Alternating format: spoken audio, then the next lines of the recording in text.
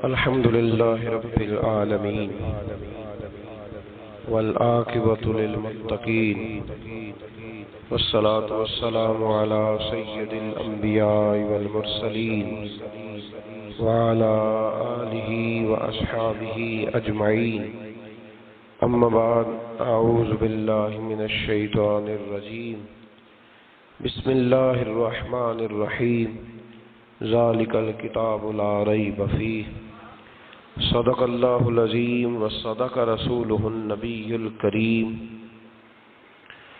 إن الله وملائكته يصلون على النبي يا أيها الذين آمنوا صلوا عليه وسلموا تسليما الصلاة والسلام عليك يا سيدي يا رسول الله وعلى آلك وأصحابك يا سيدي يا حبيب الله اللهم صل على سيدنا ومولانا محمد معدن الجود والکرم وآلہ وصحبہ وبارک وسلم۔ تمام تعریفیں حمد و ثنا اللہ تعالی جل مجدہ الکریم کے لیے، اور ہر قسم کے درود و سلام نبی رحمت صلی اللہ تعالی علیہ وسلم کی ذات والا صفات کے لیے حمد و صلات کے بعد، عزیز دوستو، قرآن مجید کی دو قسم کی ترتیبیں ہیں۔ ایک قرآن مجید کی ترتیب وہ ہے کہ جس ترتیب سے قرآن مجید نازل ہوا، اور ایک وہ ترتیب ہے جس ترتیب سے نبی کریم علیہ السلام نے، حضور کے صحابہ نے حضور کی تعلیمات کی روشنی میں قرآن پاک کو جمع فرمایا۔ ایک ترتیب نزولی کہلاتی ہے، ایک ترتیب توقیفی کہلاتی ہے، جس ترتیب سے اسے جمع کیا گیا۔ نزول کے اعتبار سے قرآن مجید کی سب سے پہلی سورہ مبارکہ سورہ اقرا ہے۔ اس کی ابتدائی آیات نازل ہوئیں، اور ترتیب کے لحاظ سے جو مصحف کے اندر قرآن پاک میں ترتیب ہے، اس لحاظ سے قرآن مجید کی پہلی سورہ کا نام سورہ فاتحہ ہے۔ اور نبی کریم علیہ السلام نے فرمایا یہ سورہ فاتحہ اتنی شاندار ہے کہ ایسے کلمات کسی اور امت کو نہیں ملے جیسے اللہ نے سورہ فاتحہ میں ہمیں عطا فرمائے ہیں۔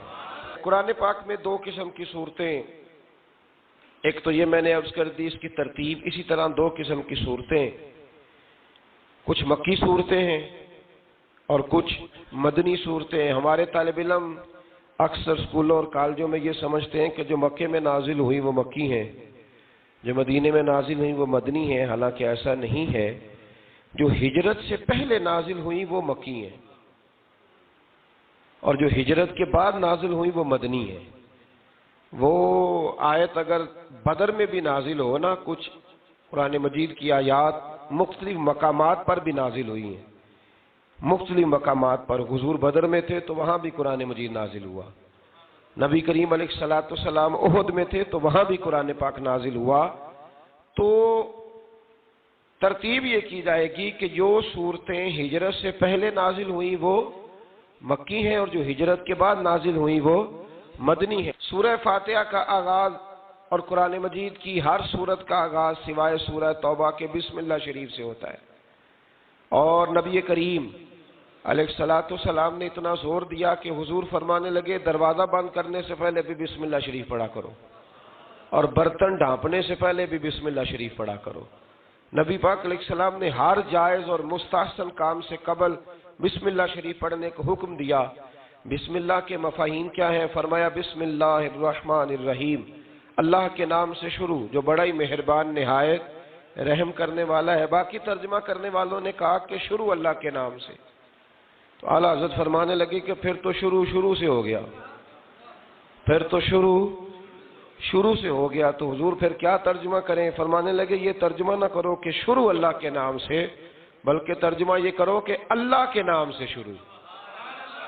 یہ دیکھیں نا، سوچ ہے نا بزرگوں کی، اللہ کے نام سے، تاکہ واقعی اللہ کے نام سے شروع ہو۔ پھر ارشاد فرمایا الحمدللہ رب العالمین، تمام تعریفیں اللہ کے لیے جو تمام جہانوں کو پالنے والا ہے۔ جب انسان کو تھوڑا سا ترجمہ آتا ہو نا، اس کی تھوڑی توجہ ہو، اسے نماز پڑھنے کا بھی بڑا ہی مزہ آتا ہے۔ نبی کریم علیہ السلام فرماتے ہیں، رب فرماتا ہے یہ سورہ فاتحہ میرے اور میرے بندے کے درمیان آدھی آدھی ہے، آدھی میری ہے آدھی میرے بندے کی ہے۔ جب وہ کہتا ہے نا مالک یوم الدین، تو یہاں تک وہ میری تعریف کرتا ہے، ایاک نعبد و ایاک نستعین تک پہنچتا ہے تو اب میرا اور اس کا آدھا آدھا کام شروع ہو جاتا ہے۔ پھر آگے میرا بندہ جب مجھ سے دعا مانگتا ہے تو یہ اس کے الفاظ ہیں جو میں اپنے فضل سے قبول فرمایا کرتا ہوں۔ تو ارشاد فرمایا تمام تعریفیں اللہ کے لیے جو تمام جہانوں کا پالنے والا ہے، الرحمن الرحیم، بڑا ہی مہربان ہے نہایت۔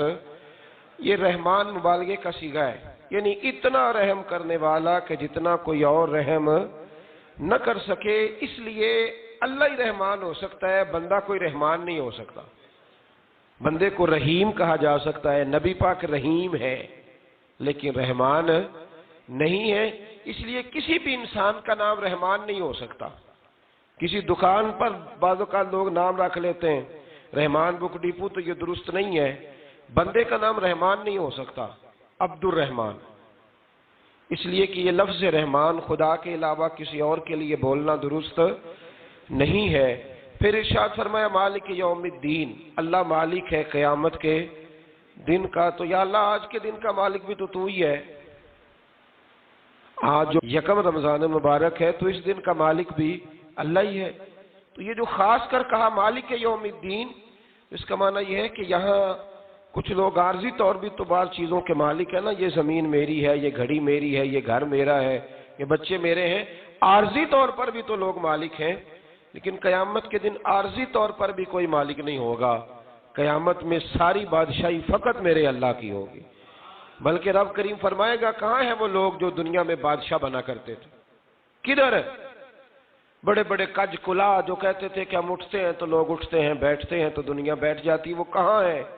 جب کوئی نہیں بولے گا تو رب فرمائے گا للہ الواحد القہار، آج ایک رب واحد اور قہار کی حکمرانی ہے۔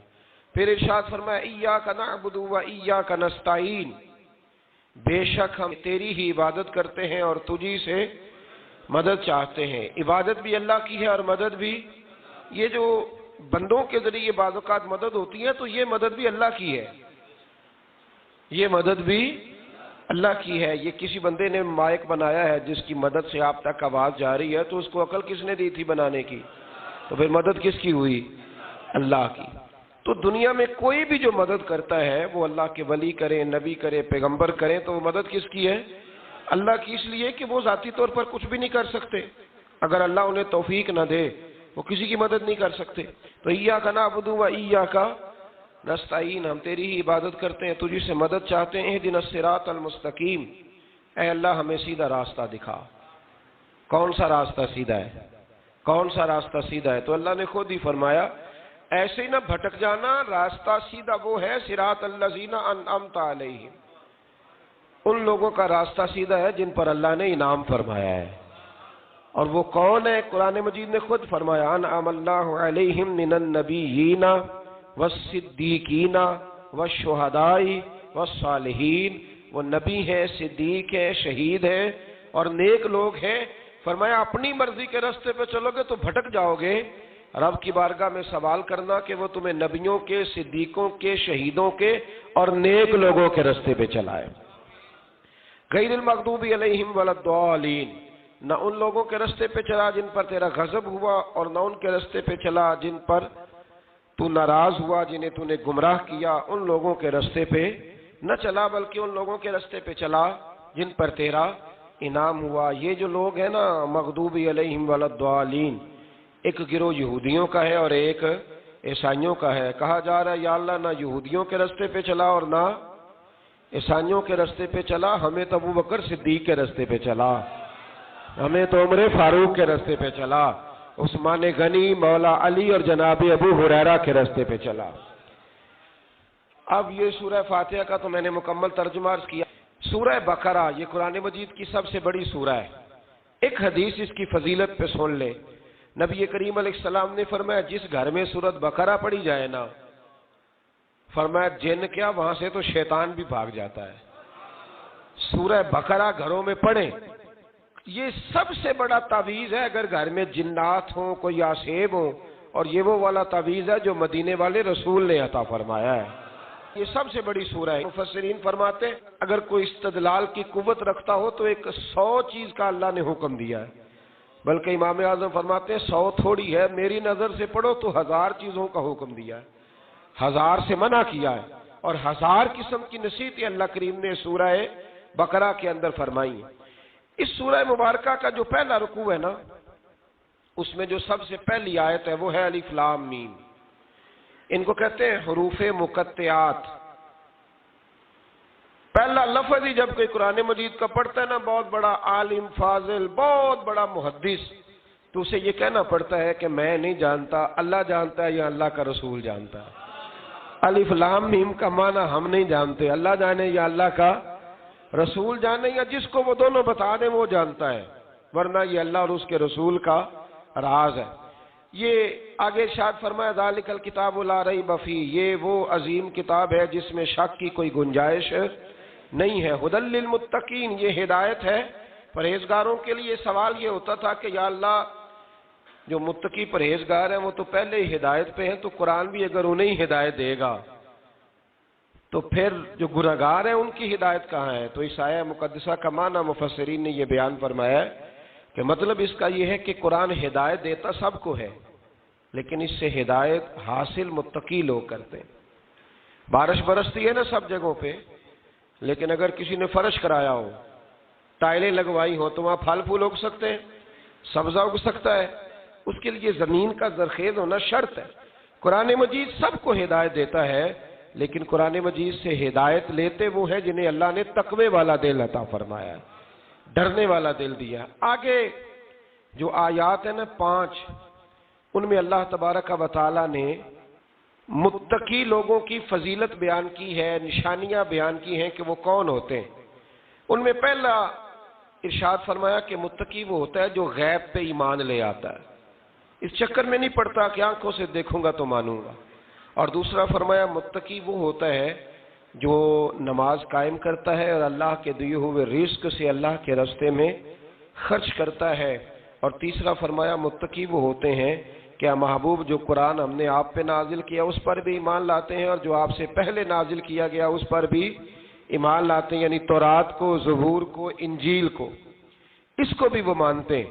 اور پھر اللہ کریم نے فرمایا اولئک علی ھدی من ربہم واولئک ھم المفلحون، یہ جو لوگ ہیں نا غیب پر ایمان لانے والے، نماز پڑھنے والے، زکوٰۃ دینے والے، پچھلی کتابوں کو بھی ماننے والے، نبیوں کو بھی ماننے والے، اور رسول پاک پر ایمان لانے والے، فرمایا یہ وہ لوگ ہیں جو اللہ کی طرف سے ہدایت پر ہیں، اور یہ وہ لوگ ہیں جو دنیا میں بھی کامیاب ہو جائیں گے اور آخرت میں بھی کامیاب ہو جائیں گے۔ پھر آگے نا اللہ تبارک و تعالی نے کفار کا ذکر فرمایا ہے 3 آیات کے اندر۔ مومن کے بعد دوسرا درجہ کس کا ہے ذکر میں؟ کافر کا۔ پہلے بات ہوئی 5 آیات میں مومنوں کی، اب 3 آیات میں ذکر کیا گیا پکے کافروں کا۔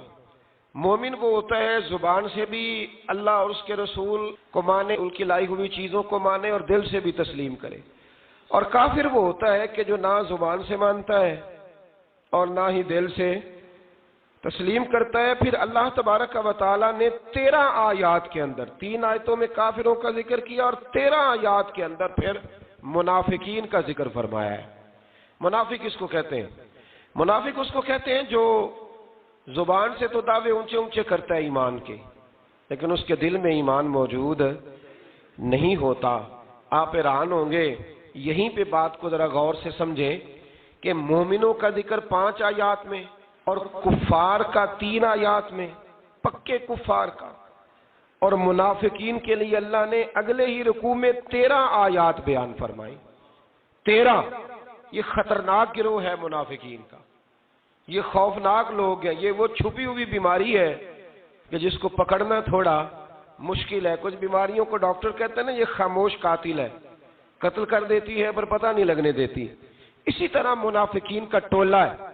قرآن مجید کہتا ہے ان منافقین کے بارے میں وَمِنَ النَّاسِ مَن يَقُولُ آمَنَّا بِاللَّهِ وَبِالْيَوْمِ الْآخِرِ وَمَا هُمْ بِمُؤْمِنِينَ، اے محبوب کچھ لوگ کہتے ہیں ہم اللہ اور آخرت پر ایمان لائے، لیکن وہ ایمان لانے والے نہیں ہیں۔ تو جب رب کہتا ہے نہیں ہے، آج کسی کو کہہ دیا جائے نا کہ وہ بندہ جھوٹا کلمہ پڑھتا ہے، اس کی باتیں نہیں بتاتی، تو کہتے ہو آپ ایک کلمہ گو کو برا کہہ رہے، تو یہاں تو اللہ ان کے کلمے کا بھی اعلان فرما رہا ہے اور ان کے نفاق کا بھی اعلان 13 آیات میں. اور رب فرماتا ہے یخادعون اللہ والذین آمنوا وما یخدعون الا انفسهم وما یشعرون. فرمایا وہ اللہ کو دھوکہ دینا چاہتے ہیں مومنوں کو، حالانکہ نہیں دھوکہ دیتے مگر اپنی ہی جانوں کو، انہیں شعور ہی نہیں. اللہ تبارک و تعالیٰ نے 13 آیات کے اندر مکہ مکرمہ میں منافق کوئی نہیں تھا جب تک حضور نے ہجرت نہیں کی تھی. کیوں؟ اس لیے کہ وہاں جو کلمہ پڑھتا تھا اسے مار کھانی پڑتی تھی. تو کسی کو کیا مصیبت پڑی تھی جھوٹا کلمہ پڑھ کے مار کھائے. مدینے میں جب اسلامی حکومت قائم ہو گئی نا تو کچھ لوگوں نے اسلامی حکومت سے فائدہ لینے کے لیے جھوٹے موٹے کلمے پڑھ لیے، اندر کفر رکھتے تھے، اوپر سے اظہار اسلام کرتے تھے. تو رب فرماتا ہے کہ ان کا یہ ایمان قابل قبول نہیں ہے. تو یا اللہ پھر کس کا ایمان قابل قبول ہے؟ تو اللہ کریم نے فرمایا وَإِذَا قِيلَ لَهُمْ آمِنُوا كَمَا آمَنَ النَّاسُ. جب ان سے کہا جاتا ہے نا اس طرح ایمان لاؤ جس طرح دوسرے لوگ لائے، یعنی ابو بکر صدیق کی طرح ایمان لاؤ، عمر فاروق کی طرح ایمان لاؤ، عثمان غنی کی طرح، مولا علی کی طرح، بلال حبشی کی طرح. تو کیا جواب دیتے ہیں؟ قالوا انؤمن كما آمن السفهاء. کیا اس طرح ایمان لائے جس طرح یہ بیوقوف ایمان لائے؟ الا انهم هم السفهاء. اللہ فرماتا ہے خبردار بے شک وہی بیوقوف ہیں، ولکن لا يعلمون، لیکن انہیں اس کا علم نہیں ہے. وہ کہا کرتے تھے کہ یہ تو بیوقوف ہے معاذ اللہ. ابو بکر صدیق نے سارا ہی مال دے دیا نبی پاک کو، عمر فاروق نے آدھا دے دیا، مولا علی نے سارا کچھ حضور کے نام کر دیا، عثمان جو کماتے محنت کے ساتھ وہ سارا وہاں جا کے پیش کر دیتے، تو بیوقوفی ہے. آج بھی کچھ لوگ کہتے ہیں کلمہ پڑھنا چاہیے سیدھا سیدھا. یہ کیا بات ہو گئی کیا بندہ مسیتڑ ہو جائے؟ کاروبار بھی تو کرنا ہے نا، نماز روزہ بھی تو بیوقوفی ہے. اللہ جواب دیتا ہے، فرمایا الا انہم هم السفہاء، خبردار بیوقوف تو تم ہو کہ میرے محبوب کی شریعت کا، دین کا، روحانیت کا سورج چمک رہا اور تم نے فیض ہی کوئی نہیں حاصل کیا. تو میرے بھائیوں، صحابہ کا ایمان وہ ایمان ہے، اہل بیت نبوت کا وہ ایمان ہے کہ اللہ کو ایمان بھی وہ والا پسند ہے جو حضور کے غلاموں جیسا ایمان ہو. اللہ تبارک و تعالیٰ نے منافقین کا ذکر فرمایا تو پھر اللہ کریم نے فرمایا یہ تو وہ بیوقوف لوگ ہیں اس آدمی کی طرح جو آگ جب پوری جلا لیتا ہے نا روشنی پھیل جاتی ہے تو پھر اللہ اس کا نور لے جاتا ہے. انہوں نے بھی چلاکیاں کر کے تھوڑا سا ماحول بنایا تھا تو اللہ نے ان کے سارے پردے کھول دیے.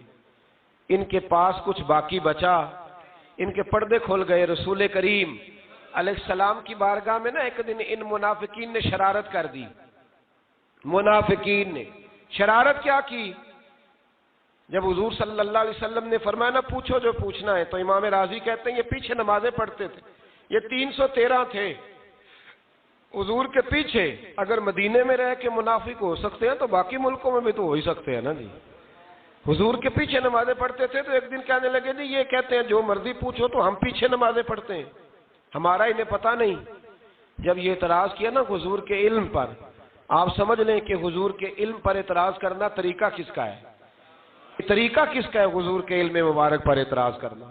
کہنے لگے پیچھے نمازیں پڑھتے انہیں پتہ ہی نہیں. جب یہ کہا تو اللہ کے رسول نے نا، جمعے والا دن تھا، حضور نے فرمایا میرے علم پر اعتراض کرتے ہو؟ 70 بندے نام لے کر اور ولدیتیں لے کر، بلکہ بہت سارے ایسے تھے جنہیں کنفرم ہو گیا کہ ولدیت اصل میں ہے کیا، انہیں طے ہو گیا. حضور کے بے ادب کے لیے یہ طے کرنا بھی مشکل ہوتا ہے نا. طے ہو گیا کہ ولدیت ہے کیا. 70 بندے نام لے کے حضور نے مسجد نبوی سے نکال دیے. فرمایا یا فلاں بن فلاں قم فخرج فإنک منافق، او فلاں کے بیٹے فلاں کھڑا ہو جا، نکل جا، تو منافق ہے. حضور نے 70 بندے نکال دیے. اب 70 بندے اکٹھے گلی میں نکلیں تو رش تو پڑ جاتا ہے نا. حضرت عمر فاروق لیٹ ہو گئے، جمعے میں آ رہے تھے. ان کو جاتے ہوئے دیکھا تو عمر فاروق فرمانے لگے جمعہ ہو گیا ہے. بھئی 70 بندے نکل آئے باہر، جمعہ ہو گیا ہے. تو ایک منافق کہنے لگا تھا کہ نہیں حضور نے نکال دیا. تو عبداللہ بن ابی سلول جو ان کا سربراہ تھا نا، وہ کہنے لگا چپ کر. حضرت عمر سے کہنے لگا ہاں جی ہو گیا ہے. وہ بھی کہنے لگا تھا نہیں ہوا، ہمیں نکال دیا گیا. تو یہ سردار بولا، کہنے لگا ہو گیا ہو گیا. حضرت عمر کہنے لگے چلو جمعہ ہو گیا تو جا کے اندر حضور کی زیارت ہی کر لیتا ہوں، لیٹ تو ہو ہی گیا ہوں۔ حضرت عمر اندر چلے گئے تو پیچھے سے وہ منافقین اپنے سردار سے کہنے لگے کہ 2 منٹ میں عمر کو پتہ چل جائے گا کہ تم نے جھوٹ بولا ہے۔ عمر کو جا کے پتہ چل جائے، کہنے لگا بڑے پاگل ہو، میں نے تمہاری جان بچائی ہے، نبی پاک نے تو مسجد سے نکالا ہے نا۔ تو عمر کو پتہ چل جاتا نا منافق ہیں، تو ابو بکر بھی مسجد میں تھے، علی بھی مسجد میں تھے، عثمان بھی مسجد میں تھے، بچانے والا ہی کوئی نہیں تھا۔ عمر نے تلوار لے کے تو دنیا سے نکال دینا تھا، تو میں نے جان بچائی ہے، اب جائیں گے نا اندر تو حضور ٹھنڈا کر دیں گے، فرمائیں گے چلو میں نے نکال جو دیا ہے۔ تو یہ وہ منافقین کی جماعت ہے۔ دوسرے سے تیسرے رکوع میں نا اللہ تعالیٰ نے انسان کو یاد کرایا ہے کہ تو نے عبادت اپنے رب کی کرنی ہے، اور فرمایا رب تمہارا وہ ہے جس نے تمہارے لیے زمین کو فرش بنایا ہے، آسمان کو چھت بنایا ہے، اور آسمان سے پانی برسا کے تو زمین سے پھل اگائے ہیں، رزق لکم، وہ بھی تیرے کھانے کے لیے اگائے ہیں۔ وہ جو آسمان سے بارش برسا کے زمین سے سبز اور پھل اگائے ہیں تو وہ بھی تیرے لیے۔ جب سارا کچھ تیرے لیے بنایا تو بھی تو عبادت کرنا اپنے رب کی، پھر کسی کو اس کا شریک نہ ٹھہرا۔ ایک چیلنج بھی کیا قرآن مجید نے اس رکوع کے اندر، کہا کرتے تھے مکے کے لوگ کہ آپ قرآن مجید کی آیتیں نبی کریم علیہ السلام سے کہا کرتے تھے کہ معاذ اللہ آپ خود بناتے ہیں، بنا کے لاتے ہیں۔ تو اللہ کریم نے فرمایا وَإِن كُنتُمْ فِي رَيْبٍ مِّمَّا نَزَّلْنَا عَلَىٰ عَبْدِنَا فَأْتُوا بِسُورَةٍ مِّن مِّثْلِهِ، اگر تمہیں شک ہو نا اس میں جو ہم نے بندہ خاص پہ نازل کیا ہے تو تم بھی اس جیسی ایک صورت بنا کے لاؤ۔ پڑھے لکھے تو تم بھی ہو نا، مکے میں تم بھی رہتے ہو، تو ایک صورت بنا کے لاؤ۔ قرآن مجید ہم سے چھینا گیا ہے سازش کے تحت، اس لیے کہ جس قوم کو قرآن آ جاتا ہے نا پھر کوئی کافر اس کا مقابلہ نہیں کر سکتا۔ دیکھیں نا اگر کافروں کے پاس جواب ہوتا قرآن پاک کا تو بدر اور احد میں نا کوئی آیت بنا کے لاتے قرآن کے مقابلے کی، تلواریں لے کے نہ آتے، ان کے پاس جواب ہی نہیں تھا۔ اور قیامت تک کسی کافر کے پاس قرآن مجید کا کوئی جواب، قرآن کا کوئی جواب، قسم اللہ کی جواب کوئی نہیں، قرآن کا اس کا کوئی جواب نہیں۔ کیا بات ہے قرآن پاک کی۔ وہ ایک دفعہ مسلمہ کذاب بے ایمان کہنے لگا میں نے بنا لیا ہے قرآن پاک کا جواب، معاذ اللہ۔ جواب کیا بنایا؟ وہ صورت ہے نا القاریۃ ملقاریہ وما ادراک ملقاریہ، کھڑکھڑانے والی کیا ہے، کھڑکھڑانے والی تمہیں کیا پتا کیا ہے کھڑکھڑی، قیامت کا ذکر ہے۔ کہنے لگا میں نے اس جیسی صورت بنا لیا، تو کیا بنایا؟ الفیل ملفیل وما ادراک ملفیل، کہنے لگا ہاتھی، تمہیں کیا پتا کیا ہاتھی، تم کیا جانو کیا ہاتھی۔ تو پاس جو اس کے اپنے بیٹھے تھے نا چیلے، وہ کہنے لگے چپ کر جا، سارے زمانے کو پتا ہے ہاتھی کیا ہوتا ہے۔ تو پاگل ہے، اس کے 2 کان ہوتے ہیں، ایک سونڈ ہوتی ہے، 4 اس کے پیر ہوتے ہیں۔ بیوقوف آدمی، قرآن کا مقابلہ کرنا ہے تو وہ چج کے ساتھ کر، پاگلوں کی طرح مقابلہ کرے گا، جوتے کھائے گا بھی، ہمیں بھی پڑھوائے گا۔ تو قرآن مجید کا کوئی مقابلہ کر سکا؟ تو اس آیہ مبارکہ میں اللہ نے کافروں کو یہ کہا اگر مقابلہ نہیں کر سکتے تو پھر اللہ سے ڈرو، ورنہ دوزخ میں ڈالے جاؤ گے، وہ جس کا ایندھن آدمی اور پتھر ہے، اور بنائی بھی کافروں کے لیے گئی ہے۔ اعدت للکافرین، جہنم کس کے لیے بنائی گئی ہے؟ کافروں اور منافقوں کے لیے۔ مسلمانوں کے لیے بنائی گئی، مسلمان مرضی سے چھلانگے لگائیں تو ان کی موج ہے، ورنہ ان کے لیے جہنم، ان کے لیے اللہ نے جنت بنائی ہے۔ اور یہ بات کرتے ہی رب کریم نے فرمایا اے محبوب علیہ الصلوۃ والسلام مومنوں کو خوشخبری دے دیں کہ اللہ نے ان کے لیے جنت بنائی ہے، اس میں باغات ہیں، انہیں رزق دیا جائے گا کھانے کے لیے، اور اس میں انہیں پاکیزہ بیویاں دی جائیں گی، اور پھر وہ اس میں ہمیشہ رہیں گے، انہیں اس سے نکالا نہیں جائے گا۔ آگے جو آیات کریمہ ہے نا اس کے اندر اللہ تبارک و تعالیٰ نے فرمایا ہے کہ اللہ حیا نہیں کرتا سمجھانے کے لیے مچھر کی مثال بھی دینی پڑے۔ فرمایا قرآن سے کچھ لوگ ہدایت حاصل کرتے ہیں اور کچھ گمراہ ہو جاتے ہیں۔ جب لوگ اپنی مرضی کی تشریحات چاہتے ہیں تو گمراہ ہوتے ہیں، اور جب قرآن کو رسول اللہ صلی اللہ علیہ وسلم اور امت مسلمہ کی تشریحات کی روشنی میں سمجھتے ہیں تو پھر اللہ ہدایت عطا فرماتا ہے۔ پھر اللہ تبارک و تعالیٰ نے آگے ارشاد فرمایا حضرت آدم کی پیدائش کا واقعہ۔ کچھ مفسرین نے لکھا اللہ نے مشورہ کیا تھا فرشتوں سے، وَإِذْ قَالَ رَبُّكَ لِلْمَلَائِكَةِ إِنِّي جَاعِلٌ فِي الْأَرْضِ خَلِيفَةً لیکن کچھ مفسرین کہتے ہیں کہ اللہ کو ضرورت نہیں فرشتوں سے مشورہ کرنے کی. اللہ نے فرشتوں سے مشورہ نہیں کیا، بلکہ رب نے انہیں آگاہ فرمایا تھا کہ میں لگا ہوں زمین پہ اپنا نائب بنانے، میں خلافت دینے لگا ہوں زمین پہ. اب یہ تو دینے والی کی مرضی ہے نا اس نے کس کو دینی ہے، یہ تو دینے والے کی مرضی ہے نا اس نے. تو کچھ لوگ کہتے ہیں کہ دینے والے سے زیادہ ہمیں پتہ ہے. تو فرشتوں کو بھی یہ اجتہادی خطا ہو گئی، کہنے لگے یا اللہ اسے نہ بنانا، یہ فساد کرے گا، یہ خون ریزیاں کرے گا. تو اللہ نے فرمایا جو میں جانتا ہوں وہ تم. اللہ اکبر. امام راضی فرماتے ہیں جب رمضان آتا ہے تو اللہ فرشتوں سے کہتا ہے ذرا یہ کھول کے دروازے دیکھو نا یہ زمین پہ کیا کر رہے ہیں. تم تو کہتے تھے فساد کریں گے اور یہ سارے تراویحیں پڑھ رہے ہیں. تم تو گویا کہتے تھے فساد کریں گے اور یہ تو دیکھو گویا رمضان کے روزے رکھ رہے ہیں. یہ تو میری یاد میں نکلے ہوئے ہیں. تم کچھ کہتے تھے اور دیکھو میں نے تمہیں کہا تھا نا جو میں جانتا ہوں وہ تم. اللہ نے پھر حضرت آدم علیہ السلام کو تمام زمانے کے علوم عطا کیے، علم سکھا لیا. تو فرشتوں سے کہا تم بھی ان چیزوں کے نام بتاؤ، تو وہ بتا سکے نہیں. اللہ نے فرمایا اب اس طرح کرو آدم کو سجدہ کرو. سب نے سجدہ کیا سوائے. وہ کہنے لگا یا اللہ صرف تجھے ہی کرنا ہے. کرنا بھی صرف اللہ کو چاہیے، پر رب کے آگے بھی جھکنا چاہیے، اور جس کے سامنے رب جھکائے نا وہاں بھی. اور یہ جو عاجزی ہے نا، یہ جو جھکنا ہے، یہ علم کے آگے ہے. ہماری مصیبت یہ ہے کہ ہم علم کے آگے بھی گردن جھکانے کو تیار نہیں ہوتے، وہاں بھی ہم خود عالم فاضل بن جاتے. تو فرمایا کہ سب سے کہا سجدہ کرو. سب نے سجدہ کیا سوائے ابلیس کے. تو پھر ہوا کیا وکان من الکافرین، وہ کافروں میں سے ہو گیا. پھر اللہ نے حضرت آدم کو اور جناب حوا کو نا مقام دے دیا جنت میں رہنے کے لیے، اور کہا سارا کچھ کھانا، درخت کے قریب نہ جانا. ابھی آپ کسی سے کہہ دیں تھوڑا سا کہ پیچھے نہ دیکھنا، یعنی اگر میری سمجھ لے ادب کی وجہ سے کوئی 1.5-2 منٹ یا 6 منٹ نہیں بھی نہ دیکھے گا تو سوچے گا ضرور کہ پتہ نہیں اب پیچھے کیا ہے، مصیبت کیا ہے. یعنی آپ کہہ کے دیکھ لیں کسی کو پیچھے نہ دیکھنا. فطرت ہے نا انسان کی، وہ جستجو کرتا ہے. کہا اس درخت کے پاس نہ جانا. تو حضرت حوا سلام اللہ علیہ کہتے ہیں دل میں خیال رہتا تھا کہ آخر ہے کیا درخت کے پاس. یہی انسان کا عقیدہ توحید ہے کہ جہاں سے رب منع کر دے وہاں وہ منع ہو جائے. اور یہ ان کی خطا نہیں تھی، یہ اللہ کی حکمت تھی، چونکہ رب نے تو پہلے کہہ دیا تھا بنایا ہی زمین کے لیے، تو یہ تو سارا کچھ ہونا تھا تو زمین پہ آنا تھا نا. تو حضرت حوا اور جناب آدم کے پاس شیطان آیا. اب اس کو نکال تو دیا تھا پر ابھی اس کا جنت میں آنا جانا بند نہیں ہوا تھا، یہ بھی اللہ کی حکمت تھی. تو وہ کہنے لگا تمہیں پتہ ہے بعد میں مر جاؤ گے. تو حضرت حوا کہنے لگی کیا موت بھی آئے گی؟ کہاں، اس کی تکلیف بھی بڑی ہوگی، تو پھر بچیں گے کیسے؟ تو کہنے لگے پھل کھا لو اس درخت کا. تو بچنے کے لیے پھل کھایا تھا. اس طرح لوگ آج بہت سارے کام بچنے کے لیے کرتے ہیں پر بچ سکتے. بچنے کے لیے پھل کھایا تو اللہ نے فرمایا زمین پہ چلے جاؤ. تو حضرت آدم زمین پہ آئے. پھر کئی 100 سال روتے رہے. فتلقى آدم من ربه کلمات. تو پھر اللہ نے خود ہی جناب آدم کو کچھ کلمے سکھائے. علامہ اسماعیل لکی فرماتے ہیں وہ کلمے یہ تھے کہ حضرت آدم نے میرے نبی کا وسیلہ پیش کیا، تو اللہ کریم نے جناب آدم کی دعا کو مقبول فرما لیا.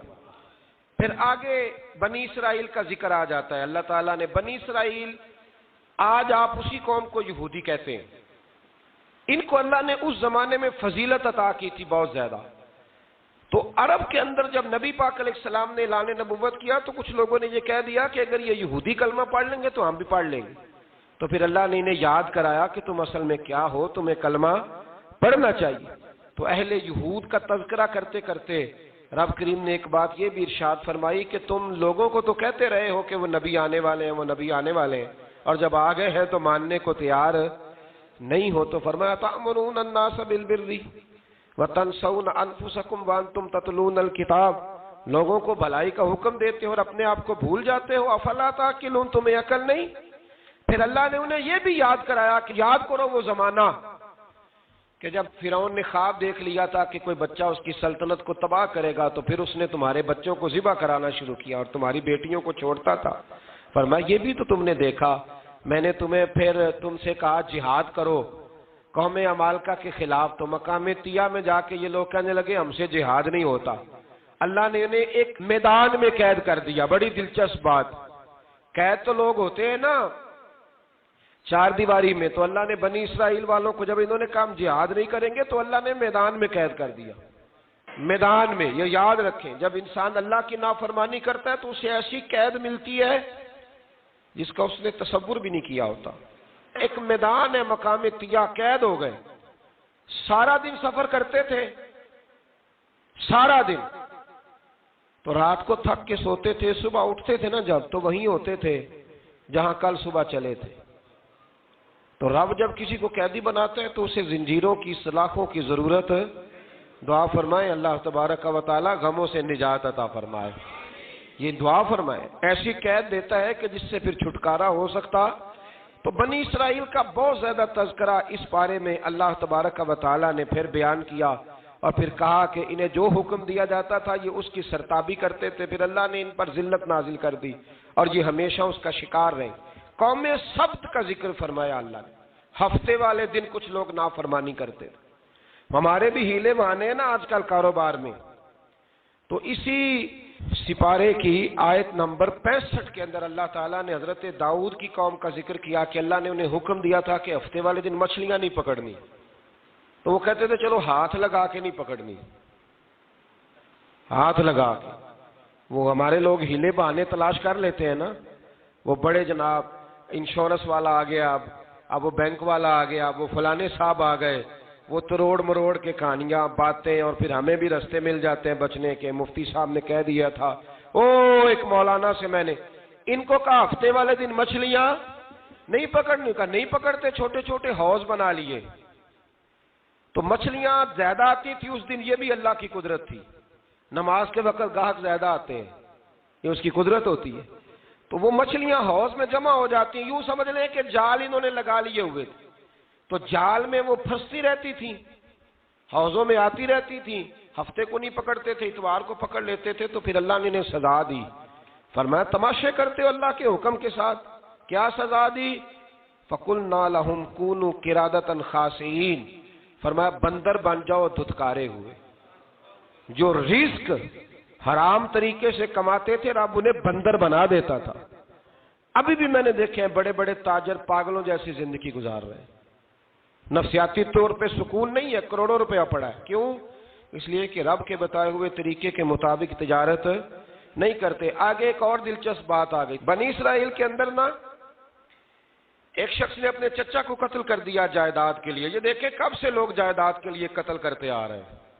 چچا کو قتل کر دیا، اور قتل کر کے حضرت موسیٰ علیہ السلام کے پاس آئے کہ میرے چچا کو کسی نے قتل کر دیا ہے تو بتائیں کیا کرنا ہے. تو آپ نے فرمایا کہ گائے ذبح کرو اور اس کا ایک ٹکڑا مقتول کو مارو، مرنے والے کو. وہ خود اٹھ کے بتا دے گا مجھے کس نے قتل کیا ہے. اب ارادہ نہیں تھا گائے ذبح کرنے کا تو بہانے کرنے لگے. ارادہ نہیں نہ ہوتا تو پھر کیا ہوتے ہیں؟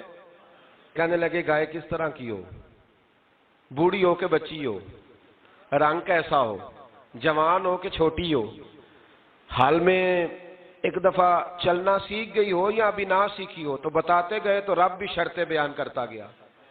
گہرے زرد رنگ کی ہو، حال کے اندر اسے نہ چلایا گیا ہو، پانی نہ نکالا گیا ہو، نہ بچی ہو نہ جوان ہو، اس کے درمیان ہو. یہ ساری شرطیں کہاں پائی جاتی تھیں؟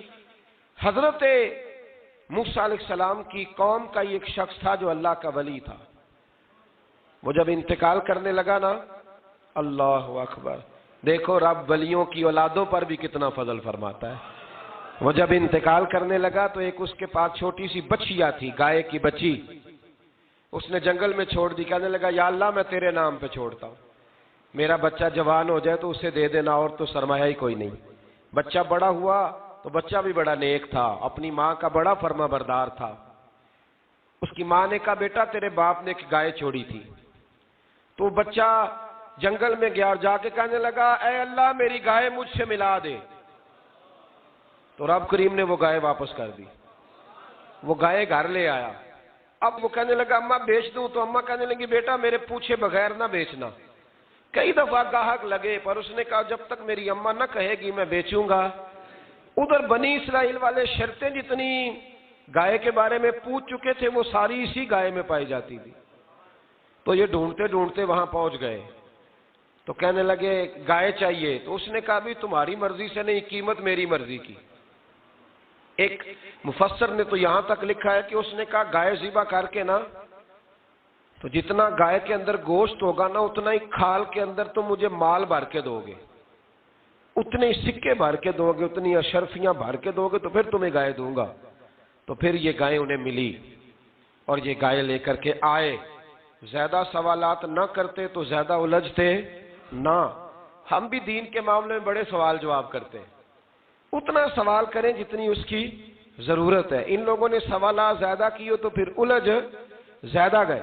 تو میرے بھائی اس کا ذکر بھی اللہ تبارک و تعالیٰ نے پہلے پارے کے اندر بیان فرمایا۔ پھر اللہ کریم نے فرمایا کہ کچھ ایسے لوگ بھی ہیں یہودیوں میں سے جن کا دعویٰ ہو گیا ہے کہ ہم اللہ کے بڑے پیارے ہیں۔ فرمایا یہ صرف ان کے منہ کی باتیں ہیں، یہ تو قیامت میں پتہ چلے گا نا کہ اللہ کا پیار کس کے ساتھ زیادہ ہے۔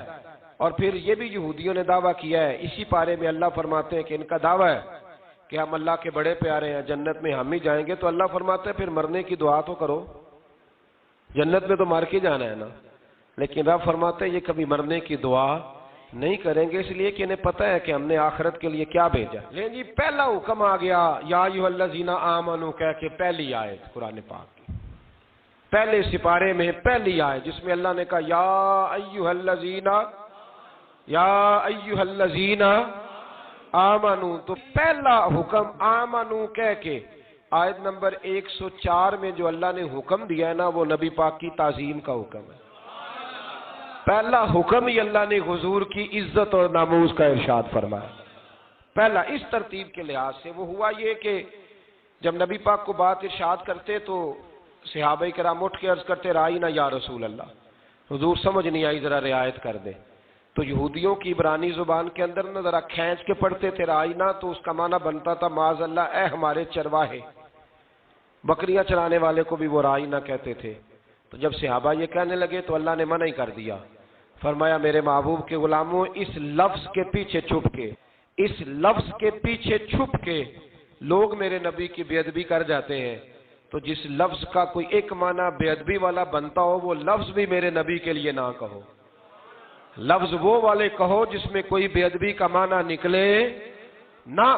یہاں لوگوں نے بڑے بڑے لفظ نہیں بول دیے، پھر کہتے میرا مطلب یہ تھا، میرا مطلب وہ تھا، تو تو نے وہ لفظ بولا کیوں جس کا کوئی غلط مطلب بھی نکل سکتا تھا۔ اللہ نے فرمایا یا ایھا الذین آمنوا لا تقولوا رائینا، اے ایمان والو رائینا کہو ہی نہ۔ تو یا اللہ کیا کہیں؟ فرمایا وقولوا انظرنا، تم کہو یا رسول اللہ ایک نظر فرمائیے۔ انداز دیکھیے، انظرنا ایک نظر۔ تو ہمارے بزرگ تو پہلے بڑے پیار والوں نے کہہ دیا یا رسول اللہ انظر حالنا، کہتے کہاں سے لاتے ہو جملے؟ میں نے کہا اللہ کی کتاب سے، یا رسول اللہ انظر حالنا یا حبیب اللہ اسمع قالا، تو تم کہو انظرنا محبوب نظر کرم کرے، واسمعوا، اور کیا ضرورت ہے دوبارہ پوچھنے کی؟ اللہ کہتا ہے پہلے ہی دھیان سے سنا کرو، پہلے ہی واسمعوا، پہلے ہی احتیاط سے سنو، وللکافرین عذاب علیم، اور کافروں کے لیے دردناک عذاب ہے۔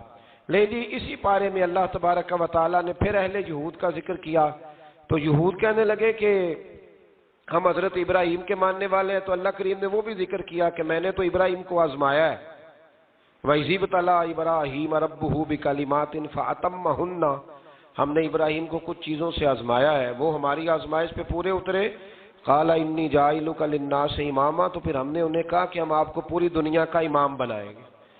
وہ آزمائش کیا تھی؟ آگ میں جانا بھی آزمائش، بیٹے کا نہ ہونا بھی آزمائش، بیٹا ہوا تو پھر اسے وادی غیر ذی زرع میں چھوڑ کے آنا بھی آزمائش، بڑا ہوا تو پھر ذبح کرنا بھی آزمائش۔ فرمایا جہاں جہاں آزمایا ہے نا ابراہیم ہماری آزمائش میں پورے اترے۔ فرمایا تو مفت میں حضرت ابراہیم کی اولاد بنتے ہو اور ان کا نام لیتے ہو اور ان کے ساتھ اپنا تعلق بناتے ہو، دیکھو تو صحیح وہ کتنی آزمائشوں سے گزرے۔ تو اس کا بھی اللہ نے اسی میں ذکر فرمایا۔ اور پھر وہ بات کرتے تھے حضرت یعقوب کی اور حضرت اسحاق کی، تو فرمایا وہ تو ہمارے اتنے خاص بندے تھے کہ وصال کے وقت بھی انہوں نے اپنی اولادوں کو نصیحت فرمائی تھی کہ اللہ کی توحید پہ قائم رہنا، اس کا ذکر بھی اللہ نے اسی پارے میں بیان فرمایا۔ اور جو حضرت ابراہیم اور جناب اسماعیل نے کعبہ تعمیر کیا تو اس کا ذکر بھی اللہ تعالیٰ نے اسی پارے میں فرمایا جب وہ کعبہ بنا رہے تھے تو کہہ رہے تھے ربنا تقبل منا، کہہ رہے تھے اے اللہ بنا ہم نے دیا ہے پر مہربانی فرما ہم سے قبول فرما لے۔ تو جو آیہ کریمہ آخر میں عرض کرنا چاہتا ہوں اس پر بھی تھوڑی توجہ فرمائیں گے تو بات بڑی نکھر کے باہر آئے گی۔ یہ 16ویں رکوع کے اندر اللہ نے پھر یہود کا اور عیسائیت کا ذکر فرمایا تو اللہ کریم نے ایک بات ارشاد فرمائی، یہودیوں کے ہاں جب کوئی بچہ پیدا ہوتا تھا وہ پیلے رنگ کے ساتھ اس کو رنگتے تھے، یا کوئی خاص رنگ تھا ان کا، بچہ پیدا ہوتا تو اس پر وہ رنگ چڑھاتے کہ یہ جی ہمارے مذہب کا رنگ ہے۔ ہمارے ہاں بھی رسمیں ہیں نا اپنی اپنی، معاذ اللہ اپنی اپنی نہیں ہونی چاہیے، اللہ رسول کا حکم ہونا چاہیے۔ تو یہودیوں کے ہاں بچہ پیدا ہوتا تو ایک خاص رنگ چڑھاتے، عیسائیوں کے ہاں پیدا ہوتا تو وہ بھی ایک خاص رنگ چڑھاتے۔ تو مسلمانوں کے ہاں بچے پیدا ہوئے تو انہوں نے بھی توجہ کی کہ یہ کیا ہو رہا ہے، تو رب کریم نے فرمایا صبغۃ اللہ، رنگ اللہ کا ہی ہے۔ ومن احسن من اللہ صبغہ، اور فرمایا اللہ کے رنگ سے زیادہ خوبصورت کس کا رنگ ہو سکتا ہے؟ اللہ کا رنگ کیا ہے؟ لا الہ الا اللہ محمد رسول اللہ صلی اللہ علیہ۔ فرمایا نیلے پیلے کالے رنگ نہ چڑھاؤ، اپنے ذہن پر توحید و رسالت کا رنگ چڑھاؤ، یہ سب سے بہترین رنگ ہے۔ اگر تمہارے ذہنوں پر رب رسول کی توحید کا رنگ چڑھ گیا تو یہ وہ والا رنگ ہے، پھر تمہیں کسی اور رنگ کی طرف جانے کی ضرورت نہیں پڑے گی۔ تو فرمایا رنگ وہ پیدا کرو جو توحید کا ہے، رسالت کا ہے، اس رنگ کی توجہ کرو۔ قرآن مجید کے اس پارے میں اللہ کریم نے مختلف باتیں بیان کر کے آخری رکوع میں یہ جو رنگ کا ذکر فرمایا نا، تو یہ لگتا ہے پورے پارے کا خلاصہ ہے کہ رب کریم نے فرمایا اصل بات یہ ہے کہ تمہاری سوچوں پہ رب رسول کی توحید و رسالت کا رنگ ہونا چاہیے۔ ہر وقت بچہ پیدا ہو کوئی دنیا سے جائے تو رنگ کس کا ہونا چاہیے؟ اللہ رسول کے دین کا۔ اللہ تعالی ہمیں سمجھنے کی توفیق عطا فرمائے۔ آخر دعوانا ان الحمدللہ۔